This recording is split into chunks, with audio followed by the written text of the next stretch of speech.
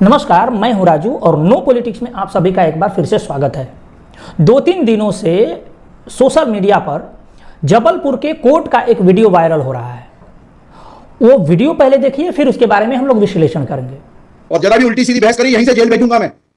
Mind you, सारी वकालत खत्म हो जाएगी, समझ गए?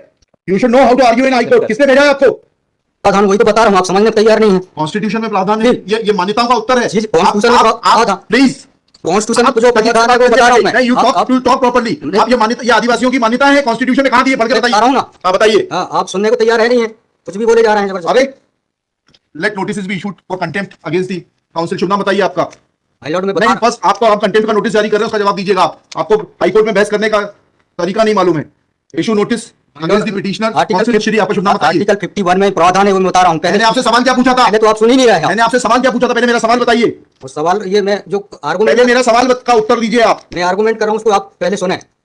आर्गुमेंट सुने। नहीं सुनेंगे आपका आर्गुमेंट। आप सवाल का उत्तर देंगे जब तक नहीं सुनेंगे। और इस तरीके से अगर आप बहस करेंगे तो कंटेम्प्ट का नोटिस इशू करेंगे, आपको जेल भेजेंगे। ऑथराइज किया है आपको फाइल पिटीशन फाइल करने के लिए? हाँ, ऑथराइजेशन, पहले ऑथराइजेशन बताइए पिटीशन फाइल करने के लिए। तहजीब से बात करना सीखो। पहले प्रश्न का उत्तर दीजिए, दूसरे प्रश्न का उत्तर दीजिए। पहले बताइए किसने ऑथराइज किया आपको पिटीशन लगाने के लिए? सर्वे आदिवासी। ये बदतमीजी करना भूल जाओगे सारी। ये बताइए सर, आदिवासी समाज का ऑथराइजेशन कहां है पिटीशन फाइल करने के लिए? तुम लोगों ने ये सोच लिया है कि बदतमीजी करके तुम जो है अपने आप के लिए बहुत बड़ी टीआरपी कलेक्ट कर लोगे। तुम ये भूल जाते हो कि जिस दिन हमने जेल भेज दिया उस दिन सारी वकालत बंद हो जाएगी। You should be sorry. तुम लोगों को सिखा के भेजा जाता है कि बदतमीजी करो।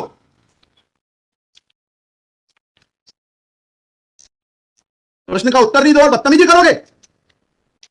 और फिर बोलते हो आप सुन नहीं रहे। हम पिटीशन पढ़ के आते हैं, हमें मालूम है क्या सवाल पूछना है। क्या नाम है आपका? जीएस उद्दे। जी, जीएस उद्दे। कितने साल से वकालत कर रहे हो? 2007-8। हाई कोर्ट में कब से हो? 7-8 से। हाँ, तो तुम्हें वकालत करने का सिखाया नहीं कि कैसे कोर्ट से बात की जाती है? And every lawyer should note, किसी ने भी बदतमीजी करी है कंटेम्प्ट ड्रॉ करूंगा, जेल भेज दूंगा। इस वीडियो में आपने देखा होगा कि एक कोर्ट के अंदर एक जज साहब एक वकील को बहुत बुरी तरीके से फटकार रहे हैं। और क्यों फटकार रहे हैं यह भी आपको अंदाजा लग गया होगा। दरअसल धीरेन्द्र शास्त्री जी बालाघाट में, जो कि मध्य प्रदेश में पड़ता है, वहां पर एक कथा का आयोजन कर रहे हैं। एक्चुअल में वो आदिवासी क्षेत्र है और आप जानते हैं आदिवासी क्षेत्रों में क्रिश्चियनों का किस तरीके से दबदबा है। छोटे छोटे लालच देकर के हिंदू आदिवासियों को किस तरीके से क्रिश्चियन बनाया जा रहा है और बहुत हद तक बनाया भी जा चुका है। वहाँ पर उस आदिवासी क्षेत्र में पंडित धीरेन्द्र शास्त्री जी महाराज वहाँ पे राम कथा का आयोजन कर रहे थे। इस आयोजन को रुकवाने के लिए कुछ क्रिश्चियन का ग्रुप जो है एक वकील को हायर करके कोर्ट में चला गया कि भाई इस कथा को रुकवा दिया जाए। जब जज ने पूछा कि क्यों कथा को रुकवाया जाए, आखिर क्या कारण है कि आप कथा को रोकना चाहते हैं, तो बोलते हैं कि इससे आदिवासी समाज की भावनाओं का ठेस पहुंचता है और यहाँ पर उनकी मान्यताएं हैं। तो उन्होंने पूछा कि भाई क्या मान्यताएं हैं, मान्यताओं के बारे में बताओ। एक्चुअल में वो कोई जवाब दे नहीं पाया। उसका था कि केवल इसको रोक दीजिए, मतलब केवल रोकना उसका मुद्दा था। वास्तव में क्या प्रॉब्लम है वो बता नहीं पाया। आदिवासियों का क्या प्रॉब्लम हो सकता है हिंदू संत से। तो ये चीज को लेकर के जब ये कुछ जवाब नहीं दे पाया और उल्टे जज साहब को ही उल्टा पुल्टा बात बोलने लगा कि आप जो है बात सुनते नहीं, केवल इधर उधर की बात करते हैं, आप सुन ही नहीं रहे हैं, ये वो इस तरीके की बहुत सारी उन्होंने बातें कही। तब जज साहब उसको फटकारते हुए इस पूरे याचिका को खारिज कर दिया।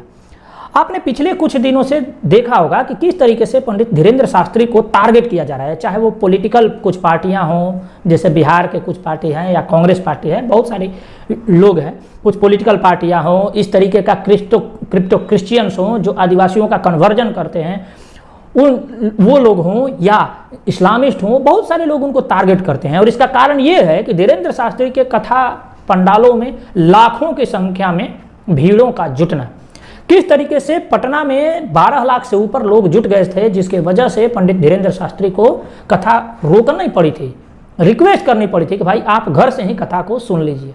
तो ये स्थिति है उनके पीछे जो पागलपन का जो आलम है लोगों का, दूसरे सेंस में लिया जाए, नेगेटिव सेंस में न लिया जाए, वो इस तरीके से है। इसी चीज़ को देखते हुए केंद्र की सरकार ने उन्हें वाई कैटेगरी की सुरक्षा मुहैया कराने का निर्देश दे दिया है। जिस तरीके से वो विरोधियों के निशाने पे थे, निश्चित रूप से केंद्र सरकार को ये कदम लेनी चाहिए थी और केंद्र सरकार ने उचित समय पर ये कदम लिया है। ये एक उचित कदम है। अभी आप पिछले कुछ दिनों पहले ही जब कांग्रेस ने कर्नाटक में जीत हासिल की थी, तो मुस्लिमों का एक पक्ष जिसने कांग्रेस को वोट दिया था, वो ये तुरंत मांग करने पर उतर गया कि भाई आप जो है इस मंत्रालय में अच्छे अच्छे पद अब मुसलमानों को दिया जाए। कहने का मतलब कि वो बार्गेन करते हैं। देखिए, वोट उसका 15% ही है, लेकिन वो बार्गेनिंग में वो जो कम्युनिटी है वो बहुत माहिर है। वो ये बोला कि हमारा भाई, हमारे जितने भी वोटर्स हैं उसके 80% से ऊपर वोट यदि कांग्रेस को मिला है तो कांग्रेस जो है वो बड़े बड़े पद अब मुसलमानों को दें, जैसे फाइनेंस मिनिस्ट्री हो गया, जैसे गृह मंत्रालय हो गया, जैसे और ऊर्जा मंत्रालय हो गया। इस तरीके के जो बड़े बड़े पद हैं वो पद मुस्लिमों को दिया जाए, ऐसा जमीयत का मानना था। ठीक कल के डेट में जमीयत उलेमाए हिंद के जो मौलाना मदनी हैं, उन्होंने भी ये मांग को आगे बढ़ाते हुए कांग्रेस से ये कहा कि भाई आप अब बजरंग दल को बैन कर दें। जी हाँ, कांग्रेस ने अपने घोषणा पत्र में भी ये चीज़ लिखा था कि पीएफआई को बैन किया गया तो बजरंग दल को भी बैन करना चाहिए। हालांकि कारण उसने कुछ नहीं बताया, लेकिन ये जरूर लिखा है। और जमीयत उलेमाए हिंद के जो मौलाना मदनी है ये तो मांग किए ही, साथ ही ये भी कह दिए कि हम यूनिफॉर्म सिविल कोड को किसी भी स्थिति में लागू नहीं होने देंगे। मतलब कहने का मतलब है कि देश में कोई भी निर्णय होगा अब इनसे पूछ के होगा। और पिछले कई ऐसे निर्णय हुए जब ऐसे मुसलमानों से पूछ करके ही निर्णय लिए गए। चाहे पीएफआई को बैन करने का निर्णय हो, वो भी कुछ मुस्लिम मौलानाओं से पूछ करके लिया गया, या उसके पहले भी सीएए का जो मामला है मुस्लिमों के विरोध के होने के बाद इसको ठंडे बस्ते में डाल दिया गया। तो आने वाले भविष्य में ऐसा लगता है कि सारा जो कार्य होगा वो इनसे पूछ कर ही कार्य किया जाएगा। अभी ये कुछ चल ही रहा था कि आपको इंदौर में एक मस्जिद के बाहर कुछ विवादित पर्चे बांटते हुए कुछ लोग मिले। उसमें कुछ लोगों की धरपकड़ की भी कोशिश की गई। उस पर्चे में ये लिखा हुआ था कि 800 से अधिक मुस्लिम युवतियां हिंदू युवकों से शादी करके कन्वर्ट हो गई है, मतलब घर वापसी कर ली है। इस तरीके के भड़काऊ बयान, मतलब मुसलमानों को भड़काने का पूरा प्रयास करते हुए एक पर्चा बनाया गया है। और इसमें मुस्लिम युवतियों से ये रिक्वेस्ट भी किया गया है कि भाई आप जो है मुशरिकों से शादी न करें, ऐसा कार्य न करें, भगवा जिहाद के या भगवाकरण का जो ये चल रहा है उसमें आप न पड़ें। इस तरीके से मुस्लिम युवतियों से रिक्वेस्ट भी किया गया है। तो इसी तरीके की भड़काऊ भाषा का प्रयोग और इसी तरीके के भड़काऊ बयानों का प्रयोग ठीक 100 साल पहले भी हुआ करता था जब दंगे उकसाने होते थे। और इसी तरीके के भड़काऊ बयानों का, भाषा का प्रयोग, इसी तरीके से के पर्चे का प्रयोग 1990 के दशक में जम्मू कश्मीर में भी हुआ था, जिसकी वजह से हिंदुओं के ऊपर नरसंहार किया गया। तो ये बेहद ही चिंताजनक स्थिति है और इस पे भारत के गृह मंत्री को या गृह मंत्रालय को तुरंत एक्शन लेकर के लोगों को अरेस्ट करना चाहिए। और जाते जाते जम्मू कश्मीर के जो बीजेपी के प्रभारी हैं रैना जी, उन रैना जी का एक वीडियो आया है, उसमें तृप्तिकरण को वो दिल से लगाते हुए देख रहे हैं। आप इस वीडियो को देखिए और आनंद लीजिए। आपका बहुत बहुत आभार। नमस्कार।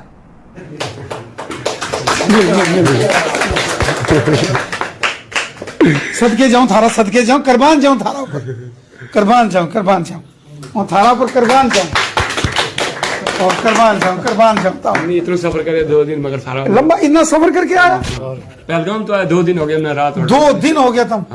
ओहो हो तो रात ना की सड़क आटा शटा में रहे तुम। सराय में आज रात तुम मारा कार चल, आज मारा कोल पास मारो कारे, वो कारे मारो मिलकर बनाएगा, मिलकर खाएगा, इंशाल्लाह मैया भी सुनाएगा। बिल्कुल कारे मारो है, सरकार मारी है, इस भी सरकार ने मारा जरूर इंशाल्लाह करे। अभी बहुत आराम शुक्रगुजार हम, गैस मिलियो, मुफ्त राशन मिलियो, मतलब बाकी चीज जड़ी मिली मोदी सरकार की, अल्लाह को सदके। 5 लाख रुपये मिले कि इस तरह सरकार ये नहीं कर सकी थी। इलाज वास्ते, इलाज वास्ते 5 लाख रुपये। तो जमीन जो जड़ा जमीन में रहने वाला हक मिले, हक मिले हमने। और जड़ा ये रंडा नहीं मिसाल या बुढ़ाना फंड मिली, बुढ़ाना जो पैसा मिले।